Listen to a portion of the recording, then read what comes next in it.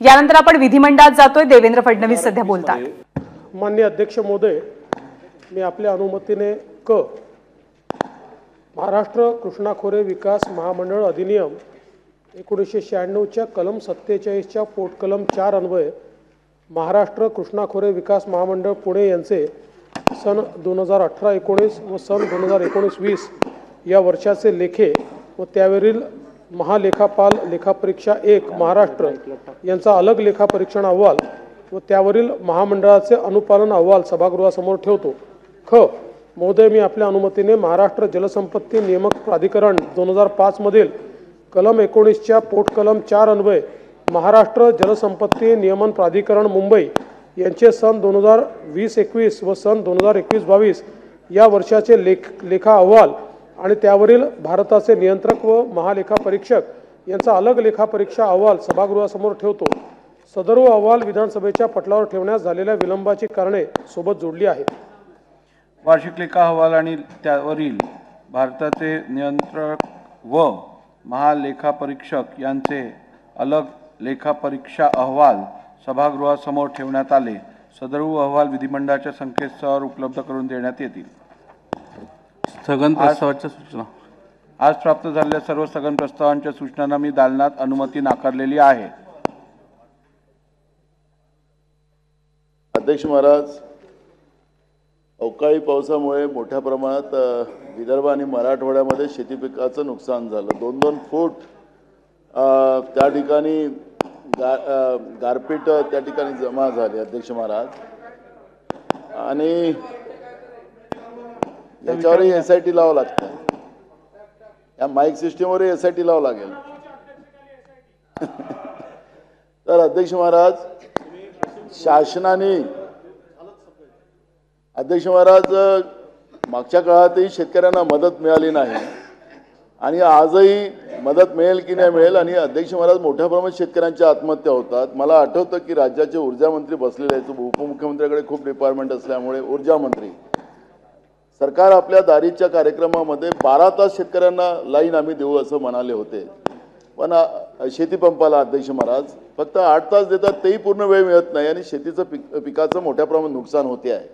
आणि म्हणून अवकाळी पावसामध्ये झालेल्या नुकसानाची भरपाई आपण ते पंचनामे वगैरे अध्यक्ष महाराज ते प्रोसिजर फारच मोठी आपली आहे आणि त्याच्यामुळे मोठ्या प्रमाणात शेतकरी आत्महत्या करतात आहेत। आणि लाईनचा प्रश्न हा महत्त्वाचा प्रश्न अध्यक्ष महाराज, माननीय उपमुख्यमंत्री आमचे दिलदार आहेत, ते त्यांनी आत्ता आणलं तर ते 12 तास नाही 24 तास पण शेतकऱ्यांना शेतीच्या पंपाला विद्युत देतील आणि हे झालेल्या नुकसान भरपाईचं तातडीनं मदत करणं हा त्याच्यातला एक महत्त्वाचा भाग आहे अध्यक्ष महाराज। दुसरा विषय असा अध्यक्ष महाराज की आपण मराठा समाजासाठी आरक्षणाचा कायदा आणला, आपण सगळं गुलाल उधळले, ते आता ते काय होईल त्याचं मला माहिती नाही, पण अध्यक्ष महाराज आपण पाहिलं असेल की परवा हायकोर्टाने राज्यातील मागासवर्गीय उमेदवारांना न्यायिक सेवामध्ये दिलेल्या वयाची सवलत व आर्थिकदृष्ट्या दुर्बल घटकात समाविष्ट करण्यात आलेल्या मराठा उमेदवारांना लागू होऊ शकत नाही असा आदेश माननीय उच्च न्यायालयाने परवा त्या ठिकाणी इकॉनॉमिक्स विकर्स जे आपले हे आहे त्यांना आपल्याला लागू नाही अशा पद्धतीचं माननीय हायकोर्टाने निकाल दिलेला आहे। त्याच्याबद्दलचं सरकारने एक स्पष्टीकरण केलं पाहिजे। मोठ्या प्रमाणात उद्रेक लोकांच्या मनामध्ये आहे आणि त्या दृष्टिकोनातून हा एक प्रश्नसुद्धा सरकारने निकाली लावला पाहिजे। अध्यक्ष महाराज, वसई जिल्हा पालघर तालुक्यात पाणीपुरवठा व स्मशानभूमीच्या कामा त्वरित पूर्ण, कारण अध्यक्ष महाराज तिथं हजारो लोक आज मोठं आंदोलन करतात आहेत। स्मशानभूमीचा प्रश्न झाला, बिल्डरांनी त्या जमिनी स्मशानभूमीच्या जमिनी ताब्यात घेऊन टाकल्या। पिण्याचं पाणी वसईसारख्या शहरामध्ये पिण्याचं पाणी नाही आणि त्या ठिकाणी हजारो लोक त्या रस्त्यावर उतरलेले आहेत आणि म्हणून या 3 गोष्टीकडे सरकारने लक्ष घालावं आणि शेतकऱ्यांचा मुद्दा मी ज्या ठिकाणी मांडलेला आहे, माननीय मुख्यमंत्री बसलेले आहेत, मला वाटतं की त्याच्यामुळे मोठा दिलासा शेतकऱ्यांना मिळेल।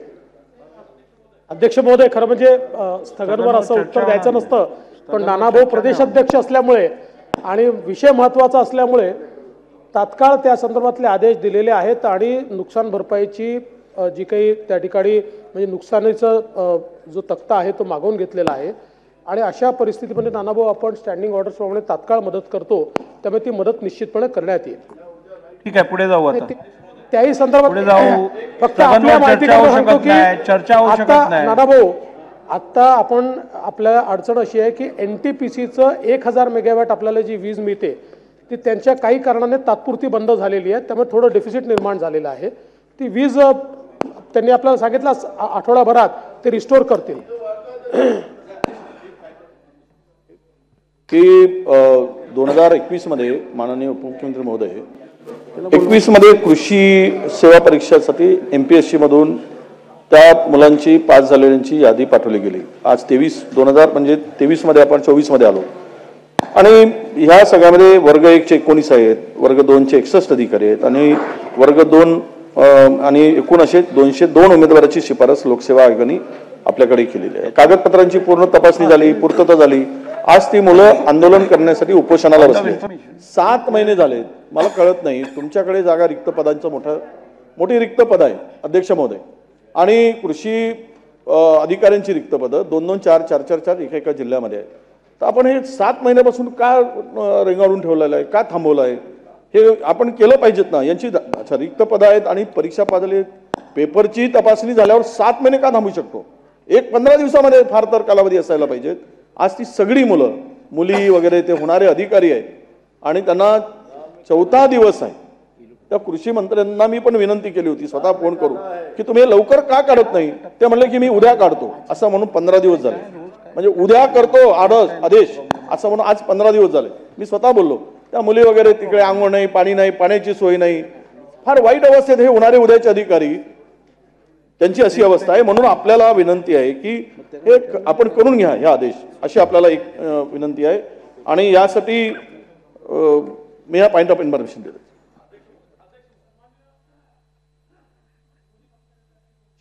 सभागृहासमोर आणलाय. मी आज लगेच त्या संदर्भातले आदेश देतो आणि शिफारस आली असेल आणि कुठलीही कोर्टाची अडचण नसेल तर तात्काळ हे अधिवेशन संपण्यापूर्वी ते काढा, अशा प्रकारचे निर्देश मी देतो. तुला वर्षाताई देतो. सन्माननीय अध्यक्ष महोदय, सन्माननीय उपमुख्यमंत्री महोदय या ठिकाणी आहेत. माझा पॉईंट ऑफ इन्फॉर्मेशनच्या माध्यमातून माझं आपल्याला विनंती आहे की काय झालं, 4.5 वर्ष झाले, कारण सामाजिक न्याय विभागाला स्वतंत्र मंत्री नाही आहेत. माननीय मुख्यमंत्री महोदयांकडे खातं आहे आणि प्रत्येक वेळेला अधिवेशनामध्ये आम्ही प्रश्न मांडतो तेव्हा कधी शंभूराजी उत्तर देतात, कधी संजय राठोड साहेब उत्तर देतात. प्रश्न काय झाला आहे सन्माननीय अध्यक्ष महोदय, 4.5 वर्षापासून सामाजिक न्याय विभागाचा जो आहे तो भारतरत्न डॉक्टर बाबासाहेब आंबेडकर समाजभूषण पुरस्कारचं वितरण झालेलं नाही आहे आणि मधल्या काळामध्ये आम्ही तो प्रश्न असेंब्लीमध्ये केला. त्याच्यानंतर आपण जाहिराती केल्या, काही लोकांनी फॉर्मसुद्धा भरले. 2 दिवसापूर्वी आपल्याला माहिती आहे 3 दिवसापूर्वी महाराष्ट्र भूषण पुरस्कार झाला. सन्माननीय अध्यक्ष महोदय, त्याच्यामध्ये प्रॉब्लेम काय झाला आहे माननीय उपमुख्यमंत्री महोदय, की काही लोकांनी त्यावेळेला फॉर्म भरले, दुर्दैवाने त्यातल्या काही लोकांचा मृत्यूसुद्धा झाला. त्यामुळे आमची अशी विनंती आपल्याला, कारण सातत्याने लोक मागणी करतायत की आम्ही त्या पुरस्काराला पात्र आहोत, ऑलरेडी फॉर्म भरलेले आहे, सगळं प्रोसिजर झालेलं आहे, मग पुरस्कार का दिला जात नाही. त्यामुळे आपल्या माध्यमातून सन्माननीय अध्यक्ष महोदय मी विनंती करते की या संदर्भामध्ये त्वरित कारवाई व्हावी आणि 4.5 वर्ष म्हणजे खूप झालेले आहेत मला वाटतं, त्यामुळे तुम्ही लवकर याच्यावरती निर्णय घ्यावा अशी माझी आपल्याला विनंती आहे. वर्षा त्यांनी सांगितलं वस्तुस्थिती आहे. 4.5 वर्षापासून या ठिकाणी हे पुरस्कार झालेले नाहीत. मागच्या सरकारच्या काळातले आणि या सरकारच्या काळातले सगळे पुरस्कार एकत्रित देण्याच्या संदर्भात कालच या संदर्भातली बैठक माननीय मुख्यमंत्र्यांनी घेतली होती.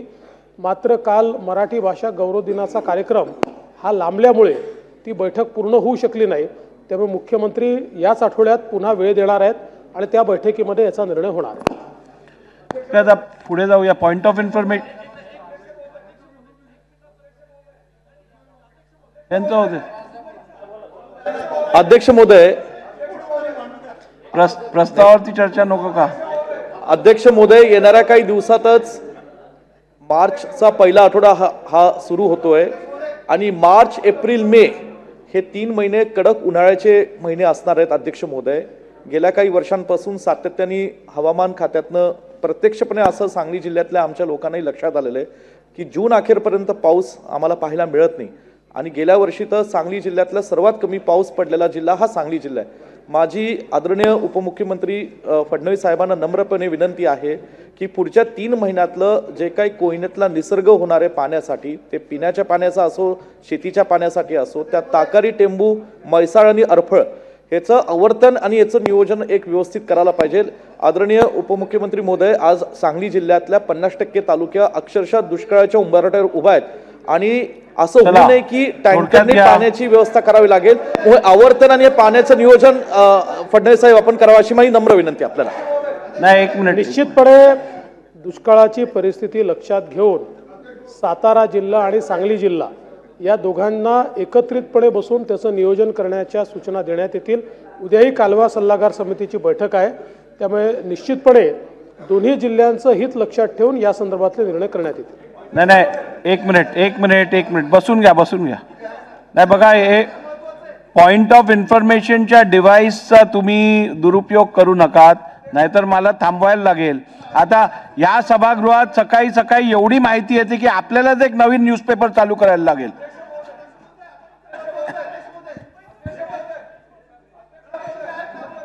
बोलाल, महत्वाचं अध्यक्ष बोला. महोदय, माझ्या मतदारसंघातील मीरा भाईंदर महापालिका हद्दीमध्ये सकाळी 5:30 वाजता अतिशय भीषण आग लागलेली आहे अध्यक्ष महोदय, आणि त्या आगीमध्ये 60 ते 70 झोपड्या जळून खाक झालेल्या आहेत. चौरसी या नावाचा एक इसम मृत्युमुखी पडलेला आहे. आग विझवताना अग्निशामक दलाचा एक जवान गंभीररित्या भाजलेला आहे, त्याला इस्पितळामध्ये ऍडमिट केलेलं आहे. अध्यक्ष महोदय, 2 ते 3 व्यक्ती अत्यवस्थ आहेत. अशा परिस्थितीमध्ये ज्या लोकांची झोपडी जळालेली आहे त्या लोकांना कुठेही आसरा नाहीये.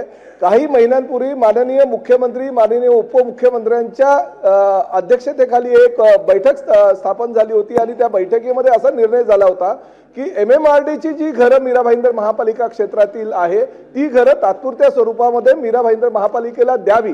जर आज ती घरं महापालिकेच्या ताब्यात असती तर ती 60 ते 70 लोकांना त्या ठिकाणी आपल्याला पुनर्वसन त्यांचं तात्पुरत्या स्वरूपात करता आलं असतं. अध्यक्ष महोदय, माननीय उपमुख्यमंत्री या सभागृहामध्ये जे बैठकीला त्या उपस्थित होते, अध्यक्ष महोदय 60 ते 70 लोकांचं जे तात्पुरत्या स्वरूपात पुनर्वसन करायचं अध्यक्ष महोदय महापालिकेला, त्यांच्याकडे घरं नाहीये.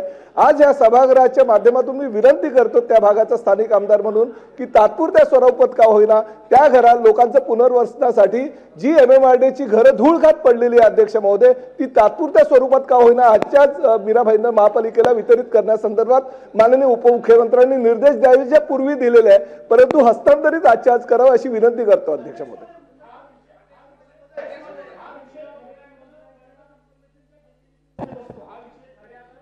खरं आहे, कारण आजच आग लागली आहे, त्यामुळे आज बसतो, करंट आहे. अध्यक्ष महोदय, या ठिकाणी जो विषय आलेला आहे तात्काळ माननीय मुख्यमंत्र्यांच्या मी लक्षात आणून देतो आणि त्यांच्या माध्यमातून तसे निर्देश देण्यास सांगतो. ठीक है, रईस शेख जी, चला शेवटचं रईस शेख जी. अध्यक्ष महोदय, आप इस सभागृह का संरक्षण करते हो और मुंबई का भी नेतृत्व करते हो. अध्यक्ष महोदय, मुंबई महानगर पालिका के सारे निर्णय अब शासन लेता है और मुंबई महानगर पालिका क्षेत्र में प्रॉपर्टी टैक्स इस साल नहीं बढ़ाना, ऐसा कैबिनेट ने निर्णय लिया है. लेकिन अध्यक्ष महोदय, मैं चाहता हूं कि मुंबई को आप न्याय देंगे क्योंकि आप मुंबई का भी नेतृत्व करते हैं. प्रॉपर्टी टैक्स के बिल जो है 6 महीना डिले करके आज दिए गए और सबको दादागिरी की जा रही है कि 31 मार्च तक आपने नहीं पे किया तो आपकी प्रॉपर्टी हम अटैच करेंगे.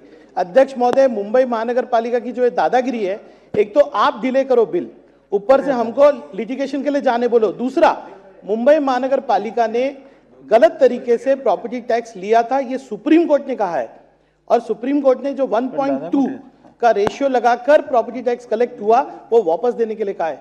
एक तो आप मुंबई के पैसे वापस नहीं करते, दूसरा मुंबईकरों के ऊपर तलवार रखते हैं कि प्रॉपर्टी टैक्स 31 मार्च तक भरो. अध्यक्ष महोदय, मेरा आपसे निवेदन है कि आपका भी क्षेत्र इसी मुंबई महानगर पालिका क्षेत्र में आप सरकार से कहिए कि 31 मार्च नहीं, जो यूजुअल 3 महीने का पीरियड हमको मिलता है पेमेंट के लिए, वो पीरियड मुंबई को दिया जाए, ऐसी मेरी मांगनी है. नहीं, मगर ये मांगनी के लिए डिवाइस नहीं है, कोई माहिती है तो दीजिए, आप कैसे मांगनी करते हो इसमें. अध्यक्ष महोदय, फक्त एक गोष्ट रईस भाई, एक गोष्ट फक्त क्लिअर करतो, मुंबई महानगरपालिका राज्य सरकार चालवत नाही, मुंबई महानगरपालिका प्रशासक चालवतात. कायद्याने राज्य सरकारला जे आदेश दिलेले आहेत किंवा अधिकार दिले आहेत तेवढ्यापुरतं राज्य सरकार काय निर्देश देता येतील तेवढं देते. आपण जो मुद्दा लक्षात आणून दिला आहे तो महानगरपालिकेच्या लक्षात आणून दिला जाईल. चला आता पुढे जाऊया, बिलं घेऊया आता. बरं, बिलं झाल्यावर देतो, शासकीय बिलं झाल्यावर देतो. एबीपी माझा, उघडा डोळे बघा नीट.